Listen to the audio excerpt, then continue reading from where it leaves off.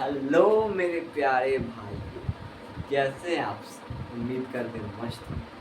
तो जुड़ जाइए अपने भाई की क्लास में। तो आज एक प्यारा सा सेशन होने वाला है।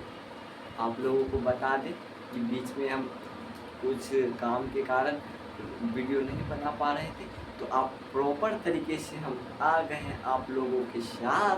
तो जुड़ जाइए अपने भाई की क्लास में, शानदार होके बैठिए, कॉपी पेन लेके साथ में बैठिए, क्योंकि अपनी भाई की क्लास है, किसी चीज़ का डर नहीं होना चाहिए। तो चलिए, हम पिछली क्लास में क्या पढ़ लिए थे, क्रांति सब हो गया था। तो आज हम पढ़ेंगे मेजनी का परिचय। तो सबसे पहले बताइए आप लोग कैसे हैं, और वीडियो शुरू करने से पहले आप लोग अगर हमारे चैनल पे नए हैं तो चैनल को सब्सक्राइब ज़रूर कीजिएगा, लाइक सब्सक्राइब एंड दोस्तों में भी आप लोग शेयर कीजिएगा, थोड़ा सपोर्ट करो हमको भी भाई। तो चलिए, आज मैथिली का परिचय पर क्लास 10 थी, क्या चल रहा था, चैप्टर जो था हमारा यूरोप में राष्ट्रवाद था। इसमें आज हम मैजनी का इंट्रोडक्शन देखेंगे, इसके बाद फिर देखेंगे काउंट काबूल, इसके बाद होगा गैरीबाल्डी, इसके बाद जो है चैप्टर हमारा ख़त्म होने के कगार पे आ जाएगा। तो जुड़ जाइए भाई का क्लास। देखिए, मैजनी के बारे में हम थोड़ा पढ़ते हैं, मैजनी के बारे में।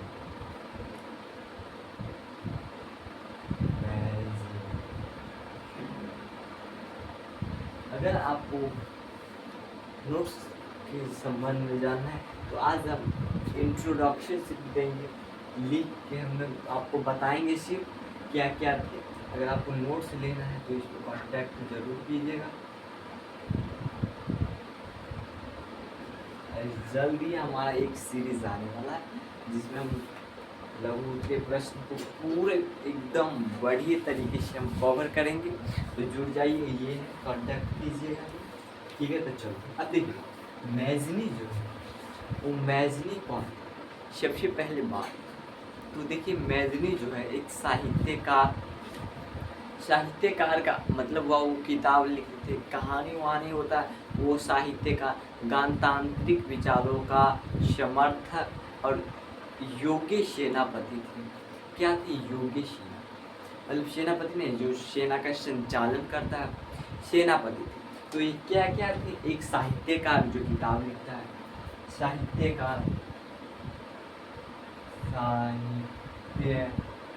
साहित्यकार, गणतांत्रिक विचारों का समर्थक और क्या योग्य सेनापति, योग्य सेनापति। समझ गए, ये जो थे साहित्यकार, गणतांत्रिक विचारों का समर्थक और योग्य सेनापति। और दूसरी जो बात है, एकदम महत्वपूर्ण बात है, जो पूछ लिया जाएगा आप लोगों का, वो है क्या है भैया, वो है एकदम ध्यान से समझिएगा, वो क्या है, वो है गुप्त दल से इसका संबंध था, जिसका नाम था कार्बोनरी। कार्बोनरी नामक एक गुप्त संस्था से इसका संबंध था। समझ गए कि संबंध जो था गुप्त किससे था, कार्बोनरी। इंट्रोडक्शन हम कर रहे हैं तो हम शॉर्ट में सिर्फ आपको बताते हैं, और पूरा वीडियो लाएंगे जिसमें हम पूरा लिख के लाएंगे, उसमें आप लोग नोट कर लीजिएगा। अभी समझिए भाई, आप सिर्फ अभी समझने पे फोकस कीजिए, आप समझाने के लिए हम तैयार हैं आपको। इसका संबंध कार्बन से। अब देखिए 1831 में जो है कौन, मैजनी यंग इटली का क्या एक संस्था बनाया, यंग इटली। 1831 ईस्वी क्या बनाया, यंग इटली नामक संस्था बनाया। यहाँ तक किसी को कोई डाउट है तो कमेंट में आप लोग ज़रूर बताइएगा। अगर टेलीग्राम से जुड़ना चाहते तो लिखिएगा अमित क्लासेस 45, उसमें आपको पता चल जाएगा। अब देखिए बुक आप लोग खोल, आपके पास बुक है तो आप लोग बुक खोल के ज़रूर रखिएगा। अब है 1831 में क्या किया, यंग इटली नामक संस्था की स्थापना की। और इसके बाद 1834 या 1834 में 1831 ईस्वी में क्या किया, यंग इटली का संस्था का स्थापना। अब 1834 में क्या किया, 1834 ईस्वी में पहले ये इटली तक ही सीमित था। ये जो संस्था था इटली में, अब पूरे यूरोप के लिए बनाया। ये जो पूरे जो यूरोप के लिए, जैसे मान लीजिए फिगर है यूरोप का, यूरोप में क्या बहुत सारे देश आते, जैसे कि आप लोग बोहेमिया का नाम सुन लिखाए थे, बोहेमिया, फ्रांस, इटली, जर्मनी, प्रसा, ये सब क्या यूरोप महादेश में। तो 1800 यंग इटली जो है वो सिर्फ इटली तक ही सीमित, समझिए बात, नहीं समझे फिर से समझाते हैं आपको। ये जो 1831 में जो यंग इटली का संस्था जो की स्थापना जो वो सिर्फ इटली भर, समझिए। और फिर जो वही ये काम जो शुरू करता है पहले छोटे लेवल से करता है, इसके बाद बड़े तक जाता है। तो वैसे ही पहले इटली तक किया, फिर इसके बाद पूरे यूरोप में, पूरे यूरोप में तो क्या, फिर क्या यंग यूरोप इसकी किसी स्थापना की। तो 1831 में यंग इटली और 1834 में यंग यूरोप संस्था की स्थापना की। अब देखिए एक बात इसमें है, अभी तक हम क्या पढ़े, साहित्यकार और गणतांत्रिक विचारों का समर्थक था। कार्बोनरी से इसका गुप्त दल, कार्बोनरी नामक गुप्त दल से इसका संबंध था। 1831 में यंग इटली की स्थापना की, 1834 ईस्वी में यंग यूरोप नामक संस्था की स्थापना की। बहुत ज़्यादा गर्मी है भाई, तो आते 1 मिनट रुकेगा।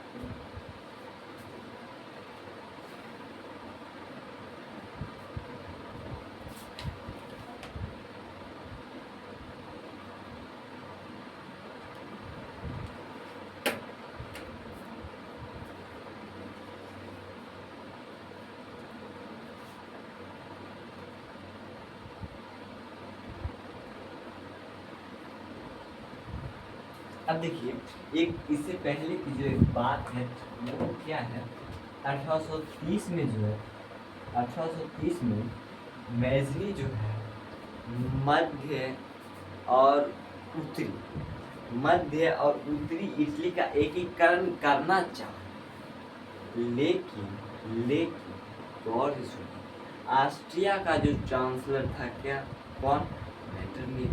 वह मेटरनिख कितना तक पता है, ये मैजनी जो 1830 में मध्य इटली और उत्तरी इटली का क्या करना चाहा, गर्मी बहुत ज़्यादा है, इटली का एक ही करना चाहा, लेकिन मैटरनिख ने नागरिक आंदोलन को क्या किया, दबा दिया, एक आंदोलन कर दिया, नागरिक आंदोलन, समझ गए। तो उसके कारण क्या, इसका एकीकरण ये नहीं कर पाए। तो क्या हुआ, नहीं हो पाया। तो फिर 1831 में क्या किया, यंग इटली नामक संस्था बनाया। तो इसी में एक और बात है कि ये जो है ये क्या, मध्य इटली, मध्य उत्तरी और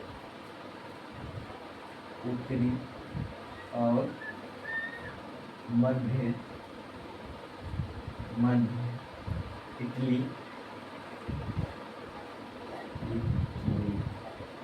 इटली का एकीकरण करना चाहा, लेकिन मैटरनिख ने नागरिक आंदोलन को दबा दिया, जिसके कारण मैजनी को इटली से पलायन करना पड़ा। इसका अर्थ जो है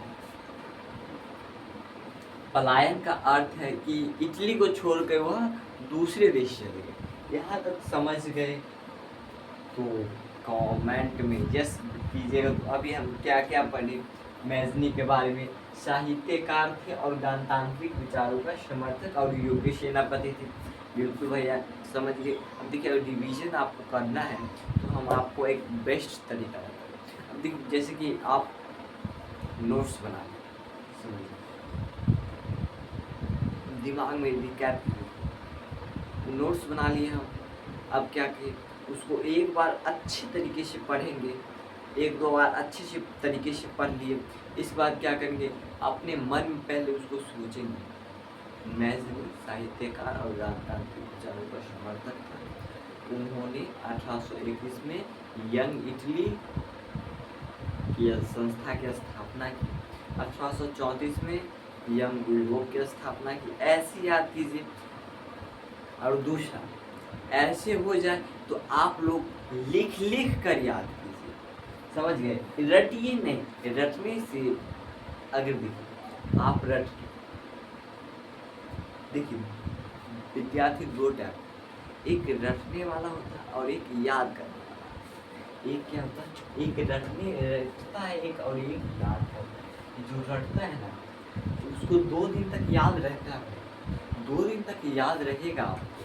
अगर आप समझने वाले विद्यार्थी हैं तो आपका पूरा जीवन आपको पता रहेगा। हाँ हम क्लास 10 में ये पढ़ रहे थे मैजनी के बारे में, मैजनी ये थे 1821 में ये किए थे वो किए थे, और इटली छोड़ के इटली से पलायन करके ये सब आपको प्रॉपर याद है। तो आप रटिए नहीं, कॉन्सेप्ट को ध्यान से पढ़िए और दिमाग में उसको गैप कीजिए। इसके बाद क्या आप लोग लिखिए, कॉपी पेन लीजिए और एक बार पहले देख लीजिए। इसके बाद आप लोग उसको प्रॉपर तरीके से लिखिए। चलिए इतना तक होगी। अब देखिए 1830 में क्या कर गया, ये पलायन कर गया। फिर 1848 में पुनः इटली आया, पुनः इटली आया। समझ गए नहीं समझ गए। 1830 में क्या किया, करना चाहे क्या, उत्तरी और मध्य इटली का एकीकरण, मतलब एक करना चाहे। लेकिन मेटरनिक ने नागरिक आंदोलन को दबा दिया, जिस कारण जो मैजनी जो थे वो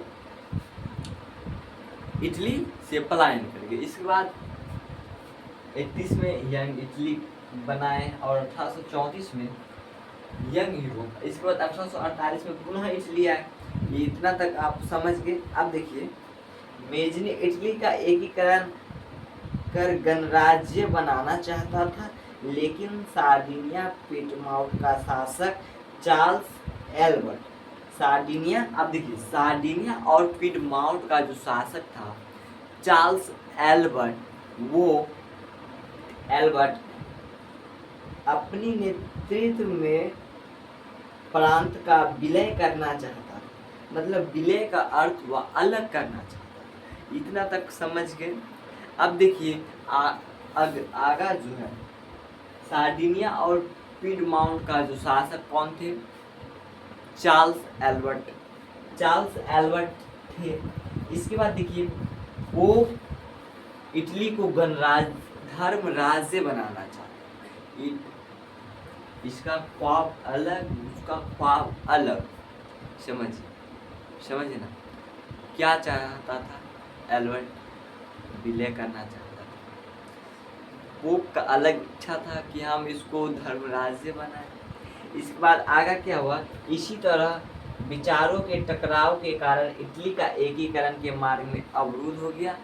मैजनी पुनः पलायन कर गए। समझे नहीं समझे, पोप का अलग इच्छा था, पोप का इच्छा था कि इटली का एकीकरण इसको धर्म राज्य में, लेकिन विचारों के टकराव में ये अवरुद्ध हो गया। तो फिर मैजनी को क्या करना पड़ा, पलायन करना पड़ा। तो इतना तक समझ गए। यही था मेजनी का इंट्रोडक्शन तो समाप्त हुआ, और आगे जो पार्ट में होगा उसको हम लिख के लाएंगे और सिर्फ थोड़ा और समझा देंगे। बस इतना तक हो गया, तो मिलते हैं अगली क्लास में। तो आप लोग इसको थोड़ा ध्यान से देखिएगा, आप नहीं समझ आएगा, और दोस्तों में वीडियो को शेयर जरूर कीजिएगा। तो आज के लिए इतना ही, और मिलते हैं अगली क्लास में। आप अपनी पढ़ाई को दीजिए एक नई क्या राह दीजिए, एकदम प्रॉपर तरीके से पढ़िए, ईमानदारी से पढ़िए। आप तो 6 घंटे भी सेल्फ स्टडी एकदम ईमानदारी से करते हैं ना, तो हम लिख के देते हैं आपको टॉपर बनने से कोई। ईमानदारी से आप लोग कीजिएगा। धन्यवाद। तो चलते हैं, मिलते हैं अगली क्लास में।